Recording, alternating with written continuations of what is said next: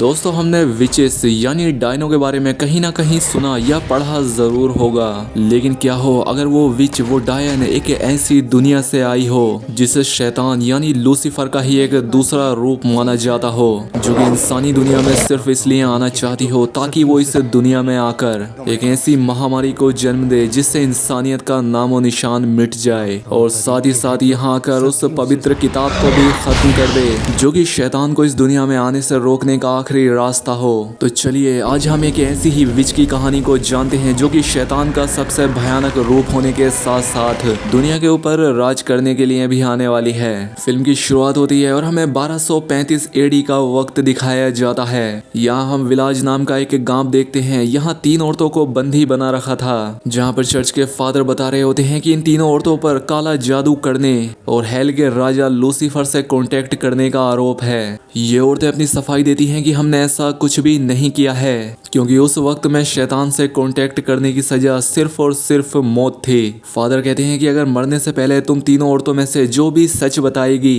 उसकी जान को बख्श दिया जाएगा। इसलिए पहली लड़की अपना गुनाह कबूल कर लेती है। वो कहती है कि मैंने उनसे बात करने की कोशिश की थी। दूसरी वाकई में बेकसूर थी। वो कहती है कि मैंने ऐसा कोई काम नहीं किया, बल्कि मैं तो सिर्फ काले जादू को खत्म करने का इलाज ढूंढ रही थी। लेकिन तीसरी औरत थोड़ी खौफनाक थी। वो फादर से कहती है कि तू बहुत ही जल्द मरने वाला है। फिर तीनों को फांसी की सजा दे दी जाती है। हालांकि पहली 2 औरतों ने अपनी जिंदगी की भीख मांगी थी कि तुमने हमें माफ करने को कहा था, लेकिन उस दौर में ऐसा कुछ भी करने की सिर्फ एक ही सजा थी, मौत। फांसी देने के बाद सिपाही उनकी डेड बॉडीज को नदी में लटका देते हैं और फिर वहां से जाने लगते हैं, लेकिन फादर उन्हें रोकते हैं और कहते हैं कि हम इनकी डेड बॉडीज को ऐसे ही नहीं छोड़ सकते, क्योंकि हमें इनके काले जादू के असर को भी खत्म करना है, जिसमें उसे सोलोमन की किताब से कुछ मंत्र उस पर बोलने होंगे, वरना इसका नतीजा बहुत ही भयानक हो सकता है। लेकिन सिपाहियों को इन सारी बातों पर विश्वास नहीं था। वो फादर की बात नहीं सुनते और यहाँ से चले जाते हैं। लेकिन अब जब आधी रात होती है तो फादर सोलोमन की वो किताब उस नदी पर लेकर आता है और एक एक करके उन औरतों की डेड बॉडीज को बाहर निकालता है और फिर उनकी डेड बॉडीज पर कुछ मंत्र पड़ता है। अब उन औरतों में से 2 औरतों की डेड बॉडीज से तो शैतान निकल जाता है, लेकिन तीसरी औरत जिंदा निकल जाती है। लेकिन अब वो एक खौफनाक शक्ति में बदल चुकी थी। वो एक भयानक बिच बन चुकी थी और वो फादर को ही मारकर उस पुल से लटका देती है। इसके बाद बहुत साल बीत जाते हैं और समय आता है 1332 एडी का। और ये एक ऐसा समय था जहाँ पर लोगों को आस्तिक और नास्तिक में बांटा जा रहा था। जो लोग भी नास्तिक थे उन्हें चर्च के लोग मौत के घाट उतार दिया करते थे और इसीलिए इस समय में बड़ी बड़ी जंगें लड़ी जा रही थीं। यहाँ पर हम 2 सोल्जर्स को देखते हैं, जिसमें एक का नाम था वेहमन और दूसरे का था फेल्सन। ये दोनों बहुत अच्छे दोस्त होते हैं और एक दूसरे का काफी ख्याल रखते थे। इन लोगों ने चर्च में शामिल होकर बहुत बहादुरी दिखाई। उन्होंने बहुत सारी जंगें एक साथ मिलकर जीती और अपनी बहादुरी का सबूत दिया। फिर सन 1344 में उन्होंने समेरिया पर हमला किया। उन लोगों के साथ इनकी जंग हुई और इन्होंने बहुत बड़ी तादाद में यहाँ कत्लेआम किया। लेकिन इस जंग में लोगों को बहुत जल्द पता लग जाता है कि इनके खिलाफ लड़ने वाले कोई सिपाही नहीं है, बल्कि वो आम इंसान हैं। वो औरतें और बच्चे थे। और ये बात इन्हें तब पता लगी जब बहमन की तलवार एक औरत के पेट में जा लगी। फिर जब ये अपने आसपास बच्चे और औरतों की डेड बॉडीज देखते हैं तो इन्हें काफी गहरा सदमा लगता है और इन सारी चीजों का कसूरवार वो अपने लीडर को समझते हैं कि उसने इनसे ये सब करवाया। वो उससे कहते हैं कि हम मासूमों की जान लेने के लिए इस जंग में शामिल नहीं हुए थे और धर्म के नाम पर हम इन लोगों के साथ जुल्म नहीं करेंगे। इस फैसले के बाद ये दोनों बगावत पर उतर आए और अपनी सेना को छोड़कर यहाँ से चले गए। वो अपने देश वापस लौट जाते हैं। उन्होंने चर्च के कानूनों का पालन नहीं किया, इसलिए वो बागी बन गए। लेकिन अब उन्हें छिपकर रहना पड़ रहा था, क्योंकि ईसाई मजहब एकदम पीक पर था और उनके कानून भी बहुत सख्त थे। यानी कि उनके कानून ना मानना एक धोखा था और ऐसा करने पर सजाए मौत की सजा सुनाई जाती थी। अब ये लोग स्टीरिया से गुजर रहे होते हैं तो उन्हें वहाँ पर रास्ते में जंगल में एक घर नजर आता है। तो वो मदद के लिए वहाँ जाते हैं, लेकिन वहाँ वो ये सब देखकर हैरान और परेशान हो जाते हैं कि उस घर में रहने वाले हस्बैंड और वाइफ किसी बुरी बीमारी की चपेट में आ चुके थे और उन दोनों की डेड बॉडीज की हालत यहाँ पर काफी खराब थी। स्टीरिया का माहौल इन्हें काफी अजीब लगता है, क्योंकि यहाँ के लोग काफी डरे सहमे नजर आ रहे थे और वो इन डेड बॉडीज को दफनाते भी नहीं थे, बल्कि एक जगह पर उन्हें इकट्ठा कर रहे थे। इनमें से बहुत सारे लोग रहम की दुआएं मांग रहे थे और बहुत सारे अपने आप को ही जख्मी कर रहे थे, क्योंकि फेल्सन और वहमन बस अभी इस गांव में आए थे। उन्हें कुछ अंदाजा नहीं था कि यहाँ क्या चल रहा है। फिर ये दोनों यहाँ के एक सैनिक से मिलते हैं और वो उन्हें बताता है कि इस जगह पर एक बहुत ही खतरनाक तरह की बीमारी फैल गई है। इस बीमारी के चलते लोगों का जिस्म गलने और सड़ने लग रहा है और ये बीमारी पिछले 3 सालों से अपना जोर दिखा रही है। साथ ही वो ये भी बताता है कि इसी बीमारी की वजह से मेरी पूरी फैमिली की जान चली गई। खैर, अब ये दोनों यहाँ पर इस जगह से कुछ सामान इकट्ठा करते हैं, लेकिन उनकी तलवार एक सिपाही की नजर में आ जाती है। वो उन्हें पहचान लेता है और जब वो इस जगह को छोड़कर जा रहे होते हैं तो इस जगह के सिपाही इन्हें घेर लेते हैं। वो इन्हें पकड़कर अपने बादशाह के सामने ले आते हैं और बादशाह भी अछूता नहीं था, वो भी इस बीमारी का शिकार हो चुका था। बादशाह को फेल्सन और बहमन के बारे में पता होता है कि ये दोनों बहुत बहादुर सिपाही हैं, लेकिन अब वो बगावत पर उतर आए हैं। बादशाह इनसे कहता है कि ये बीमारी जहन्नम से आई है, जिसे कि एक औरत इस दुनिया में लेकर आई है, जिसे हमने कैद कर रखा है। साथ ही वो ये बताता है कि इस बीमारी का तोड़ सोलोमन की किताब में है और वो किताब जेवरिक में है और इसीलिए हमें उस बिच को जेवरिक ले जाना होगा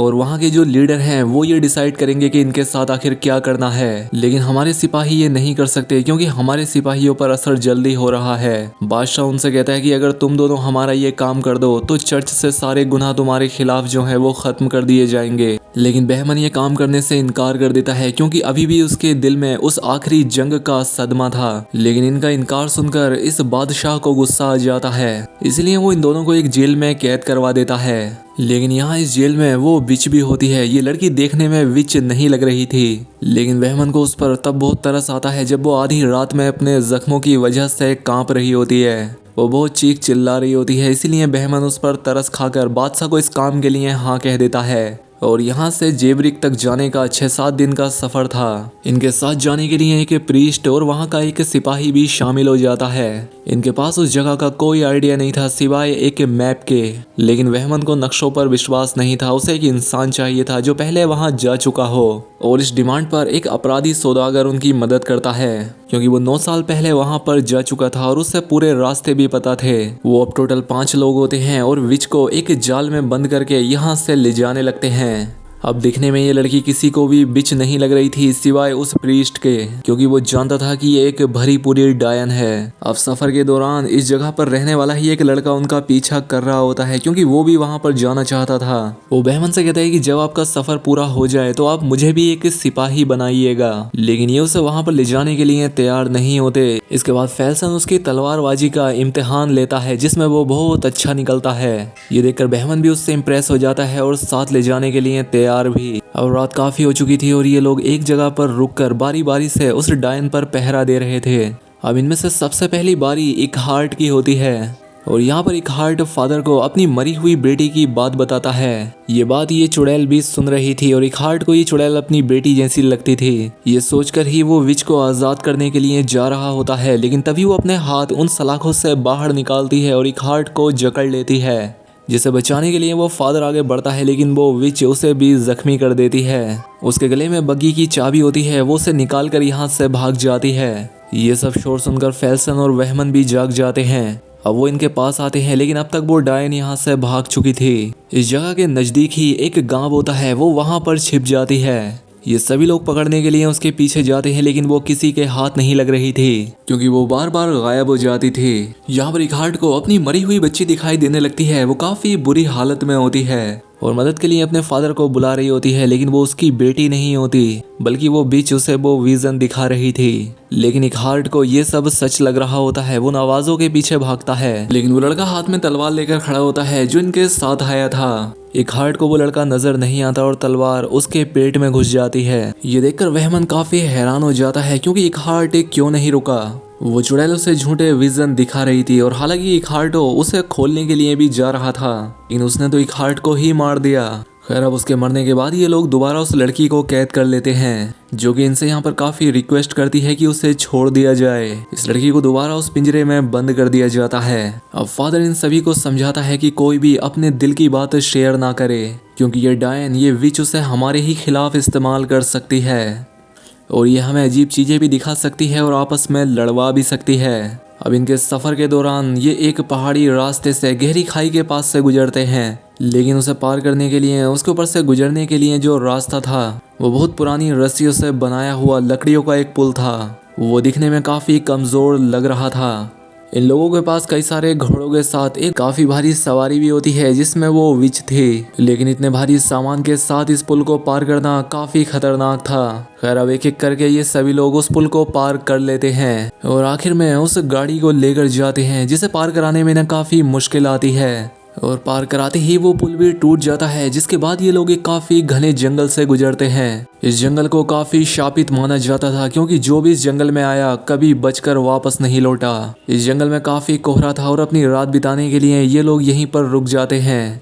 उन्हें यहाँ कोई भी रास्ता नजर नहीं आ रहा था और सौदागर को पूरी रात नींद नहीं आई क्योंकि जैसे ही वो सोने के लिए आंखें बंद करता था उसे खौफनाक ख्वाब आने लगते थे और ये सब वो डायन कर रही थी। और जब सौदागर से ये सारी तकलीफें बर्दाश्त ना हुई तो वो अपना तीर कमान हाथ में लेकर उस डायन को मारने की कोशिश करता है, लेकिन वहमन उसे ऐसा करने से रोक देता है। अब इस जंगल में भटकने के बाद जब काफी दिनों तक उन्हें कोई रास्ता ना मिल सका तो वहमन को भी काफी गुस्सा आना शुरू हो जाता है और वो गुस्से में आकर उस विच को मारने का फैसला करता है, लेकिन फादर उसे ऐसा करने से रोक लेता है। फिर फेल्सन वहमन को बताता है कि हमें अपनी मंजिल उस पहाड़ की चोटी पर मिल चुकी है दोस्त, और वो ज़ेब्रिक वहीं पर है। अब ऊपर पहुंचने के बाद वो लोग दरवाजे पर काफ़ी नोक करते हैं लेकिन कोई नहीं सुन रहा था और अब काफ़ी देर इंतज़ार करने के बाद भी जब दरवाज़ा कोई नहीं खोलता तो वो लड़का काय दीवार को पार करके उस दरवाजे को खोल देता है, लेकिन इस जगह पर काफी खामोशी होती है, यहाँ सन्नाटा होता है। अब ये लोग उस चर्च के अंदर चले जाते हैं लेकिन यहाँ का मंजर काफी खौफनाक होता है और ये नज़ारा देखकर फादर बहुत रोता है क्योंकि वो सब लोग भी अब तक उस बीमारी का शिकार बन चुके थे। ये सभी सोचने पर मजबूर हो जाते हैं कि आखिर ऐसी जगह पर शैतान का असर कैसे हो सकता है।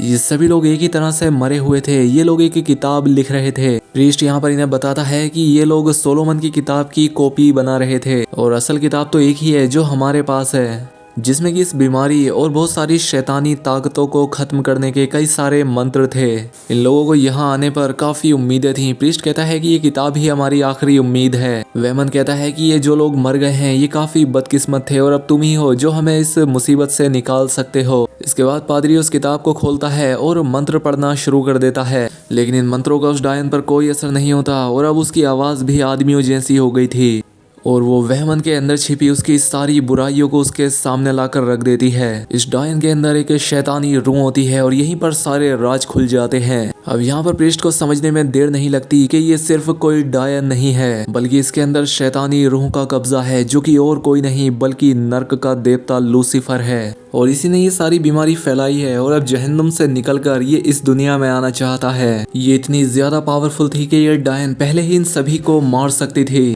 लेकिन उसने पहले ऐसा नहीं किया बल्कि जो भी उसके रास्ते में आया उसने एक एक करके उन सब का सफाया किया। अब यहाँ पर जैसे जैसे फादर उन मंत्रों को पढ़ते जा रहे थे तो वैसे वैसे ये शैतान और भी ज्यादा पावरफुल होता जा रहा था और वो अब अपने पूरे असली रूप में आ चुकी थी और वो अपने केज को पिघलाकर बाहर निकल आती है। वो फादर के ऊपर अटैक कर देती है, लेकिन फादर के पास एक होली वाटर था। फादर उस पानी को उसके ऊपर डालता है जिससे वो यहाँ से उड़ जाती है। फादर कहते हैं कि मुझे इस होली वाटर की और ज़रूरत है।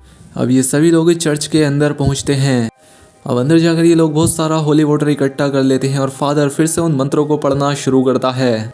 और अब ये मंत्र किसी विच के लिए नहीं पढ़े जा रहे थे बल्कि ये मंत्र अब इस शैतान के लिए पढ़े जा रहे थे। अब ये जैसे ही नए मंत्रों को पढ़ना शुरू कर देते हैं तो वो शैतान यहाँ पर वो जितने भी मरे हुए सड़े गले फादर्स थे उन सब के अंदर अपनी एक रूहें डाल देता है, जिससे वो सभी सड़े गले हुए सेंट्स फिर से उठकर इन लोगों से लड़ने लगते हैं। अब फेल्सन और वहमन डटकर इनका मुकाबला करते हैं, लेकिन एक वक्त ऐसा आता है जब इन सभी शैतानों ने सोलोमन की बुक्स को जलाना शुरू कर दिया और इसी के साथ वो उस प्रीस्ट को भी मार देते हैं। लेकिन तब यहाँ पर काय सोलोमन की उस होली बुक को उठा लेता है और मंत्र पढ़ना जारी रखता है, जिससे कि अंदर फेल्सन और वहमन उस शैतान से लड़ पा रहे थे। लेकिन वो शैतान फेल्सन को जकड़ लेता है और उसे पूरी तरह से जलाकर राख कर देता है। वहीं अब वहमन ने उस शैतान के पंखों में चाकू मार दिए थे और वो शैतान भी बिना रुके वहमन के ऊपर हमले करता जा रहा था, लेकिन आखिरकार काय उन मंत्रों को पूरा कर लेता है और इसके चलते ही आखिरकार वो शैतान में भी आग लग जाती है, वो जलने लगता है और इस तरह से वो शैतान पूरी तरह से जलकर वापस से जहन्नुम चला जाता है। वो वापस जहन्नुम में कैद हो जाता है और उस लड़की का शरीर भी आजाद था।